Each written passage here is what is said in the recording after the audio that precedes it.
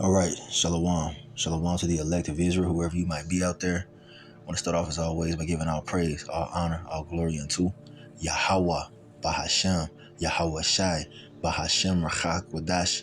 Double honors to the elders and apostles of Great Millstone, who teach and who rule well, who taught us this truth through the power and spirit of Yahweh, Bahashem Yahweh Shai. Lord willing, this lesson is edifying to the elect out there, whoever you might be.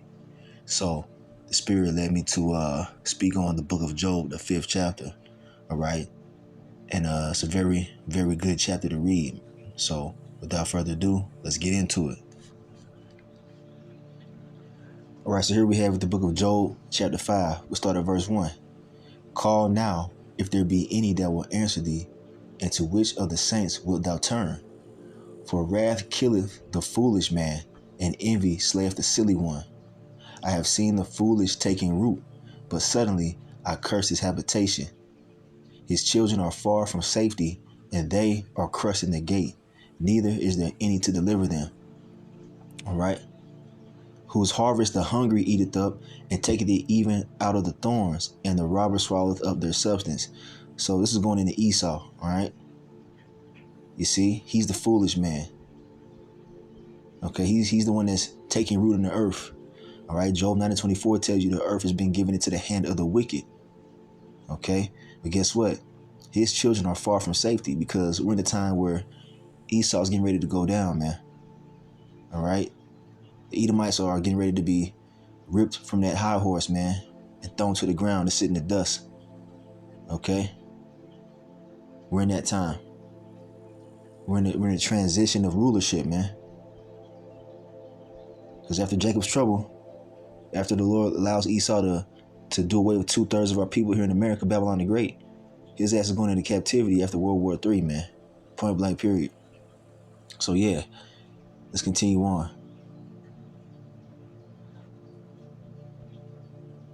Okay, verse 6. Although affliction cometh not forth of the dust, neither doth trouble spring out of the ground, yet man is born unto trouble, as the sparks fly upward.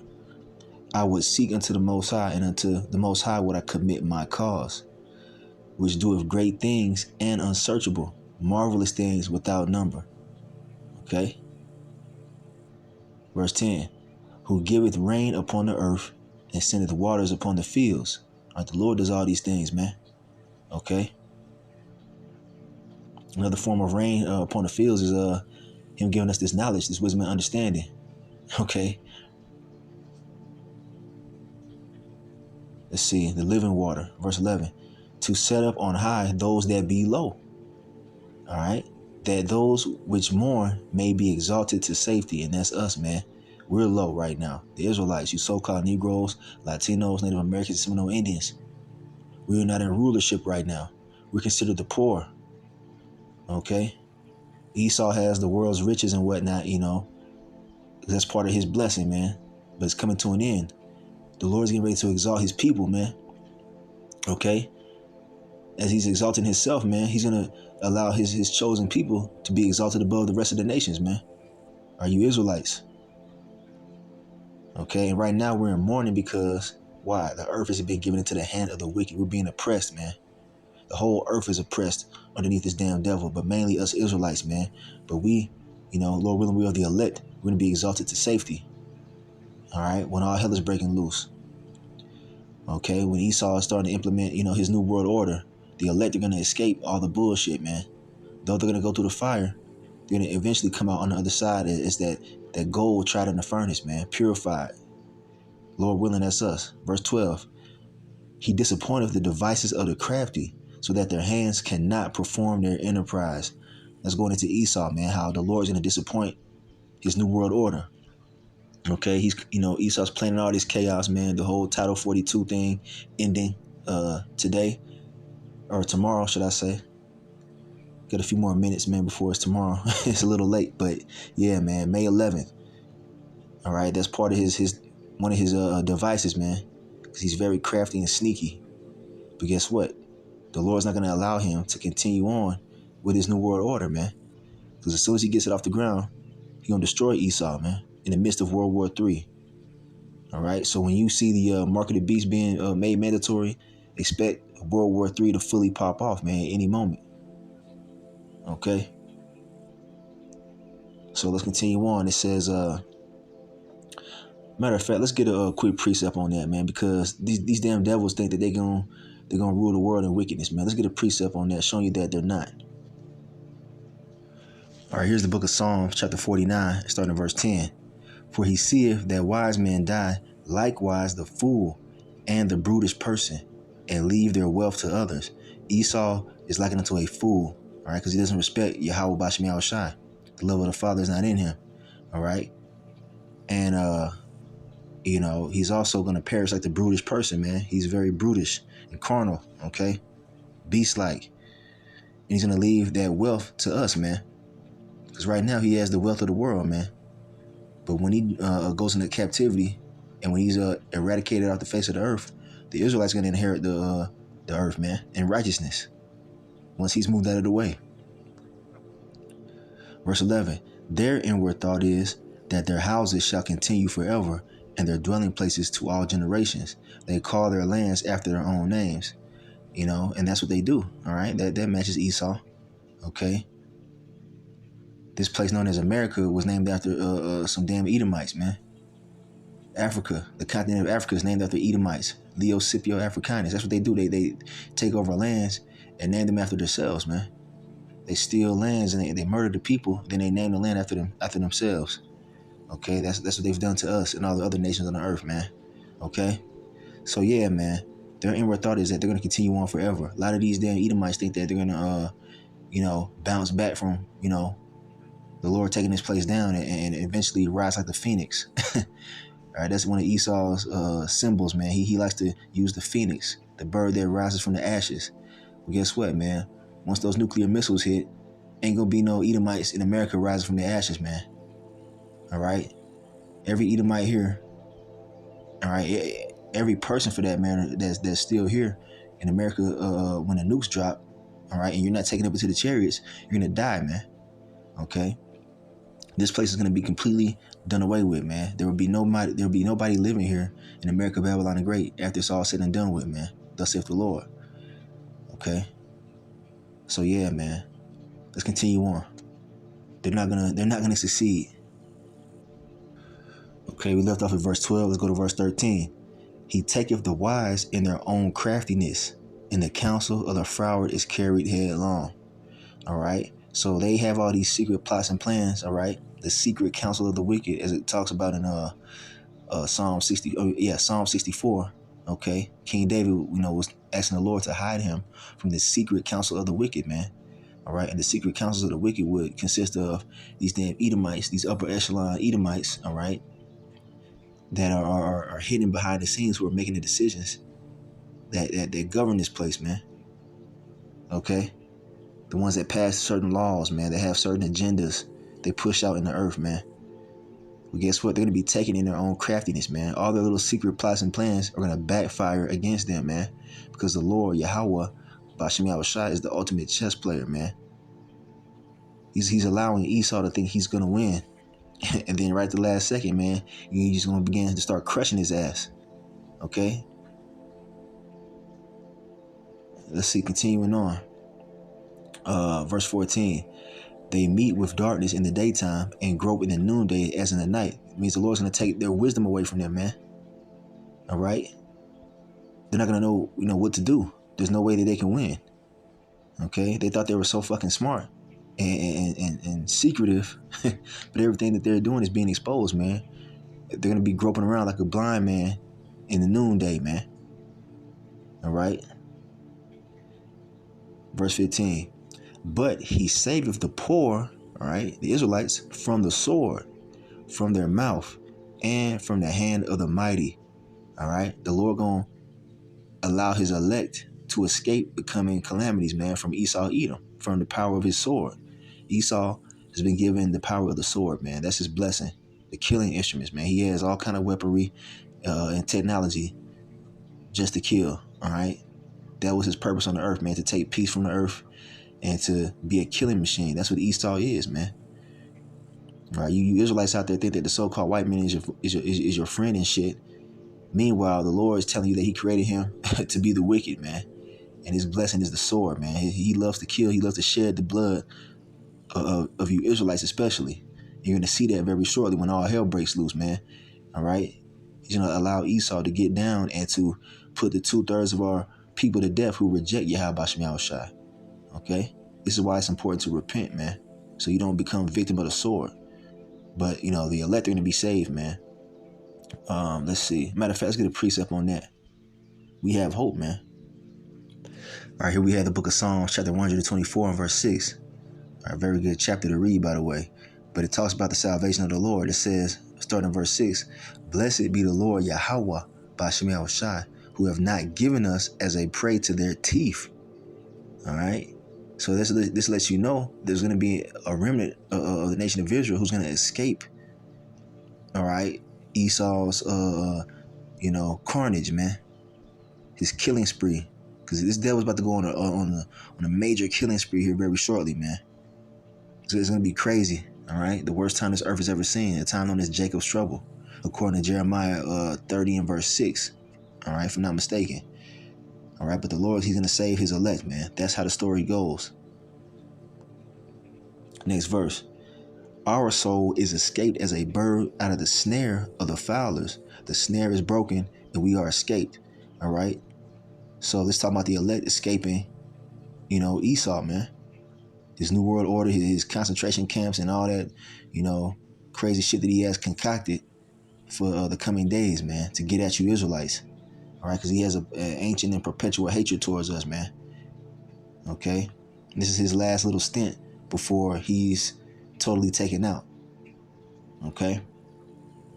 But it says the elect are going to escape, man, as a bird out of the snare or a trap of the fowler. And the fowler is a bird catcher. It's a type of hunter, someone who catches birds, who sets, traps for birds, man. All right. But the elect are going to be those birds that escape. All right. While the other 2/3 of our people who reject the Lord they're going to be taken in that trap, man, and killed. Lord willing, we're the elect, man. We want to escape the snare of Esau. Okay. So verse 16. "So the poor have hope, and iniquity stoppeth her mouth." All right. We have our hope in Yahweh B'Shem Yahushai, man. Okay. We have hope in salvation. The rest of these people, they ain't got that, man. All right. The heathens, these other nations, all right, they're going to be affected by this devil. They don't have any hope in the Lord, man. The Lord is not with these other nations. He's only with the Israelites. He's only with the elect, the remnant. Because even 2/3, like I keep mentioning, all right, the 2/3 are mentioned in the book of Zechariah, chapter 13 and verse 8. All right, they're not going to have that hedge of protection around them because they reject the Lord, or should I say the Lord has rejected them. All right, very scary. They're going to be given over to these damn devils, man. But we have hope in Yahweh, Bahashem, Yahweh Shai. All right, let's get a precept on that. All right, here we have the book of Romans, chapter 8 and verse 24. "For we are saved by hope." And that word hope goes into faith as well, man. It's synonymous to faith. "But hope that is seen is not hope. For what a man seeth, why doth he yet hope for?" So this is important to know because hope is believing in something that you can't see. That's what faith is. Believing in something that you can't visually see, but your carnal mind and your carnal senses.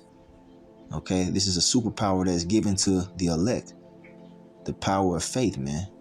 It tells you that in Ephesians chapter 2 and verse 8, if I'm not mistaken.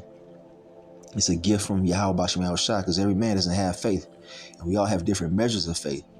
All right. And during this grace period, if we've been seeking Yahweh B'Shem Yahushai, he's been increasing our faith through different trials and tribulations, man. Showing us that he is there and he is in control, man. Even Jacob's trouble. Okay. He's very in control of all things, man.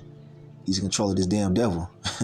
That's the big secret, man. This devil ain't doing nothing on his own accord, man. Esau is a controlled opposition, man. On the left-hand side of Yahweh B'Shem Yahushai. All right. He's the wicked. He was created, to do what he got to do. All right. He's not running the show, though. All right. The Heavenly Father is running the show in the name of Yahweh Shai. So, yeah, we hope in our salvation, man. He's woken us up to this truth for a reason. It's not random that you came into this truth, man. There's a good possibility that you could be of the elect, man, to be saved out of the hell is getting ready to ensue on the planet Earth, man. All right. So this is deadly serious, man. We have to have hope, man. That's how we're gonna be saved. We have to have faith in the Lord, man. Those who ain't got faith, they're not gonna fucking make it. Okay. Hope in the Lord, man. Trust in the Lord, man. It might not seem like we have a way out when Esau is starting to start, putting people down. By the way of the sword, hauling them off to concentration camps and whatnot, killing kids and children in the streets. You know, it might seem hopeless, man. It's gonna seem hopeless, man. But we have hope in Yahweh Shema Shai. All right. You see, that's that light at the end of the tunnel. This very dark tunnel we getting ready to go through. We have that light at the end of our tunnel, man. The rest of the world, they ain't got that light. It's just nothing but darkness for their ass. All right. All right, here we have one of my favorites right here, man. Take note of this one. This is one of my favorite verses. All right. The book of Nahum, chapter 1 and verse 7. It says, the Lord Yahweh, Bashmiel Shai, is good, a stronghold in the day of trouble, and he knoweth them that trust in him. All right, those that have faith in him, man. He knows who believes in him or not, man. All right, there's many times when Yahweh Shai, or there was a time, should I say, when Yahweh Shai, he thrusted those who didn't believe in him out of the room, man, when he was performing a healing, all right, on a small child, a little girl, if I'm not mistaken, all right, who was perceived to be dead. Those who didn't believe that he could do what he's getting ready to do, he told them to get out of the room, man. He told the faithless to remove themselves, all right, because we can't be around faithless people, man. And the Lord can't stand somebody who ain't got faith. He'll remove you from his presence, all right. And he continued on to, once he removed those non-believers, all right, who are laughing at him, all right, he raised that girl from the dead, man. You see? Well, guess what, man? We had that same faith in Yahweh Shem Yahshua that he gonna raise us from the clutches of this damn devil, man, in these last days. When it don't seem like there's a way out, man. When people are gonna be laughing at us thinking that we're crazy, all right, we're gonna remove them from our presence, man, and wait for the Lord to save us, man. All right? We have a high level of understanding, man. These are the people out here in the earth. They're on a very low vibration. We are not the same. You see, that's the game changer. We have faith in Yahweh Shem Yahushai, and I can, be a personal testament to that, man. Or a personal testimony is, my life, man. Like, there's been many situations where I've been in seemingly impossible situations, and I trusted in the Lord, man. Just trust in the Lord, man, and he's came through, man, multiple times, time and time again. All right? Time and time again. Something happened just recently where I put all my trust in the Lord, and it, he came through. How much more in Jacob's trouble, man? All right? He's looking for you to trust in him during this time. That's the secret, man, that these people can't understand. I'm only speaking to the elect. You know what I'm talking about, whoever you are. All right? He saves in the time of trouble, man. Know that. Know that. Okay. So yeah, we have hope in Yahweh Shem Yahushua. Verse 17. Behold, happy is the man whom the Most High correcteth. Therefore, despise not thou the chastening of the Almighty. All right. Because the things that we go through, we're not gonna just, it's not gonna be just a cakewalk. All right, going through Jacob's trouble. We're gonna experience loss. We're gonna experience hard things, man. All right, but it's, the chastening of the Lord, man. It's to strengthen us ultimately, man. All right. It's to purify us, because he's not doing that to the rest of the world, man. You see, a lot of these people out here, man, the things that they're going through is lightweight compared to what we're going through, man. Okay. The Lord is taking us through hell to purify us, man. That fire of affliction. To whip us into shape. He's not doing that to the rest of the world, man. So let them live it up, because they're going to be taken in, unawares, man. When all hell breaks loose, they haven't been built up in the faith, man. They haven't been going through shit.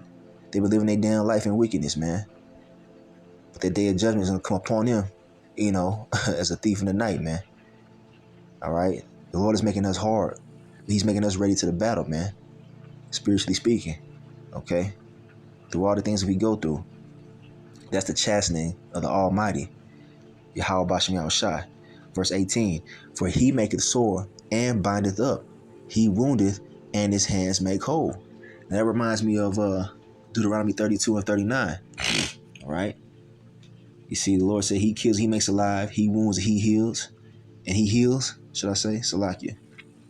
All right? He kills, he makes alive, he wounds, and he heals. The Lord's in control of all these things, man. All right? So the little things that you go through in the life, you know, in your life, you might, you know, suffer a loss. The Lord orchestrated that, man. Not to destroy you, but to build you, man. All right? He can also make you whole, man. You know, you might suffer some kind of loss, but he can also restore that multiple times over. All right, if you endure and keep the faith alive. Verse 19. He shall deliver thee in 6 troubles. Yeah, in 7 there shall no evil touch thee. 7 being a complete number, man. Like I said, the Lord has came through every time, man. You put your trust in Yahweh Shemel Shai and you wait on the Lord, man. It might not happen in your timing. Okay? The Lord's timing is his timing, man. We're not on our own plan. We're on his plan. But we must trust and believe in him, man. He says he can deliver us out of anything. All right? He said, there shall no evil touch thee. This is what you need to know coming into the time that we're coming into.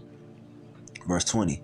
And famine, which is a food shortage, man. People going to be starving out here. That's coming too. That's part of end time prophecy. People eating their own kids, man. What does it say? Verse 20. And famine, he shall redeem thee from death, and in war from the power of the sword.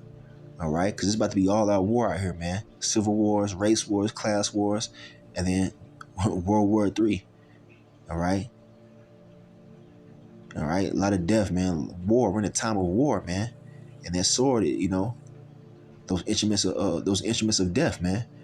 From the tanks, the drones dropping missiles and shit like that, man. The robot dogs and everything else Esau got, man. The guns on the streets that these people have, your neighbors, everybody strapped to the teeth out here in America, man. The most guns per capita out of any nation. It's finna get crazy out here, man. But he said he gonna deliver us from the power of the sword, man. He's gonna redeem us from death, man. You know, when these famines hit, because we're gonna eat. Okay, Isaiah 65:13 comes to mind, man. We go over this all the time. His servant shall eat. Verse 21. Thou shalt be hid from the scourge of the tongue, neither shalt thou be afraid of destruction when it cometh. All right? Neither shalt thou be afraid of destruction when it cometh. So when all hell is breaking loose and people are getting, you know, put to death and hacked up and shot up and, you know, dying in all these other crazy ways, all right, we're not going to be afraid. He going to have his spirit on us, man, to get through it. All right? He going to put a different spirit on us, man. All right? In that time. Verse 22. Let's check it out. And this is the proof right here. At destruction and famine thou shalt laugh, neither shalt thou be afraid of the beasts of the earth. You see? We're going to laugh when motherfuckers are starving to death, man. We're going to have a heavy spirit on us in that time, man. The Lord's going to do something to us to help us get through this time, man. We're not going to be no weak-ass, scared spirit, you know, when this pops off, man. Okay? He's going to sustain us. We're going to laugh at famine, man, and destruction. Okay? And we're not going to be afraid of the animals when they come out of their places, man, because you're going to have that happening. It's already starting to happen now on a small scale, man. Animals coming out of the wilderness, inhabiting, you know, these cities and whatnot, and killing people, man, killing people's pets, all right, little children. That's going to increase more and more, man. You're going to see these wild, ferocious animals coming out and judging motherfuckers, man, because the Lord controls the animals, you see? And he says we're going to be at peace with them, man. Okay? Verse 23, for thou shalt be in league with the stones of the field, and the beasts of the field shall be at peace with thee. Goddamn bear, you know, gonna be at peace with you, man. He might run right by your ass and go rip up somebody else and kill a whole family. You see? Mountain lions, you know what I'm saying? All kind of different animals out here, man. They're gonna be fucking people up, but not the elect. They might even be used to defend us, man, from our enemies. Shoot, we might be able to command the animals to attack. That's what we're coming into, man. A time of miracles, man. The Lord controls the spirits of all things, man. Even the animals. Okay? Verse 24. And thou shalt know that thy tabernacle shall be in peace, and thou shalt visit thy habitation and shalt not sin. Thou shalt know also that thy seed shall be great, and thine offspring as the grass of the earth, man. Your children, man. We're going to have many children, man. All right. The Lord has women reserved for the elect men out here to reproduce, man, and to repopulate the earth. All right. Isaiah 4:1 comes to mind, man. All right. 7 women shall take hold of one man.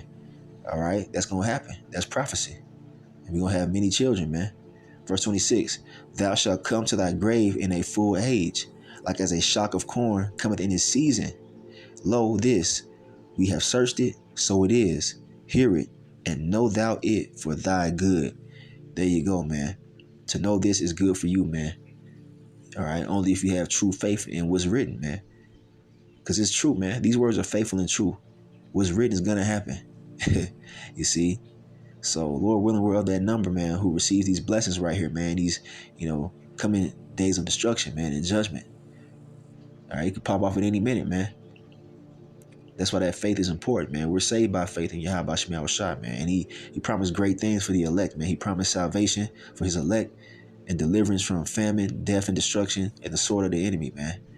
So I'm ending right there. Just want to do a quick lesson on Job 5, man. One of my favorites, man. Hey, Lord willing, this was edifying to the elect out there, whoever you might be. All right. I want to give all praise, all honor, all glory unto Yahweh, Bahashem, Yahweh Shai, Bahashem Rachak Wadash. A double honor to the elders and apostles of Great Millstone who teach and who rule well, who taught us this truth through the power and spirit of Yahweh, Bahashem, Yahweh Shai.